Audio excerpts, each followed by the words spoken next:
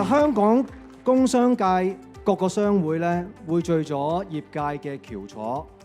一直以嚟咧各個商會嘅會員咧默默耕耘，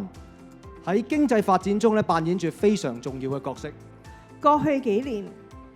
我哋經歷咗唔少艱辛同埋挫折，但係工商界嘅同仁們始終堅守崗位，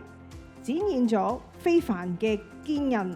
與團結。展望未來，我哋必須以開放嘅心態迎接挑戰，並喺不斷變化嘅環境之中靈活應對。祝願各位繼續拓展全球市場，以全新嘅視野同埋策略應對不斷變化嘅商業環境。